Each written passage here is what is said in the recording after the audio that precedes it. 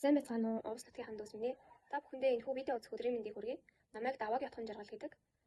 За миний аав ээж хоёулаа Увс аймгийн Тариалан суманд төрж өссөн юм хүмүүс байдаг. За миний бие ч гэсэн Увс аймгийн Тариалан суманд 2004 онд төрж исэн. За тэгээд манайх 2007 онд Сэлэнг аймаг Цагаан нуур суманд шилжиж ирээд за 2010 оноос 2022 оны хооронд би тус сумынхаа ерөнхий боловсролын сургуульд сурч сургуулийн амжилтаа төгссөн.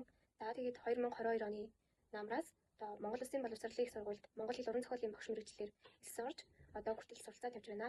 За 2024-өөс 2025 оны хичээлийн жил буюу 1 жилийн хугацаатай Бүгд найрамдах Хятад ард улсын Өвөр Монголын багшийн сургуульд оюутан солилцоогоор суралцаад та бүхэнтэйгээ Бүгд найрамдах Хятад ард улсаас мэдчилж байна. Энэ дэлхийд ганцхан мэргэжил байдаг. Тэр нь багш, харин бас нь багшийн бүтээл. Тийм учраас багш мэргэжил нь альва юмны үндэс суурилж идэг.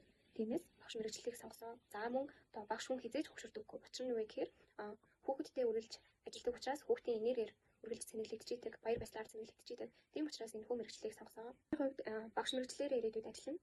За мөн судалгааны ажил хийх сонирхолтой. Тийм учраас угсаатын судлал тэр дундаа хотын угсаатанг илүү төлхөө судлахыг хүсдэг. За мөн аман аялгауг нь илүү нарийн судалж үгсхийг маш хүсдэг. Тийм учраас мэргэжлээр ажиллахын зэрэгцээ судалгааны ажил, эрдэм шинжилгээний ажил бас хийх байх. 25 жил гэх юм бол мэдээж би 3 дахь курсаа явсан. За эх жил төгснө. За төгсөөд буцаж энэхүү хүүхдтэй орж Өвөр Монголын багшийн сургуульд сурна, магистраа хамгаална. За хамгаалахдаа ер нь нутгийн аялгау чиглэлээр магистрийн зэргийн хамгаалахыг гэсэн төлөвлөгөөтэй байгаа. За сурч ирээд мэдээж мэргэжлэрээ ажиллах баг. За магистр. За цаашдынхаа эрдэм шинжилгээний ажлыг илүү гүн гүнзгий хийгээд явах байхаа.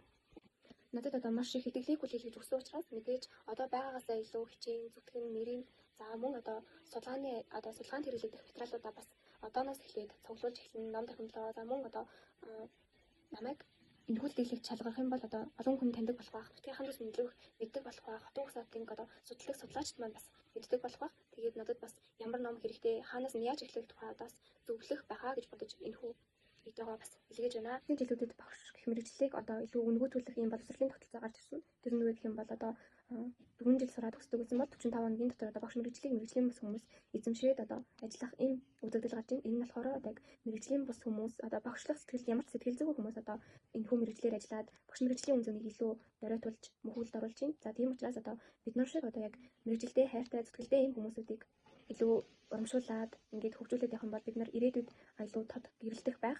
За мөн багш хүн бол мөнхийн судлаач байх хэрэгтэй. Тийм учраас судалгааны арга зүйд гэсэн ийм суралцсан залуу боловсон хүчнүүдэд илүү хэмждэг байгаасаа гэж хүсэж байна.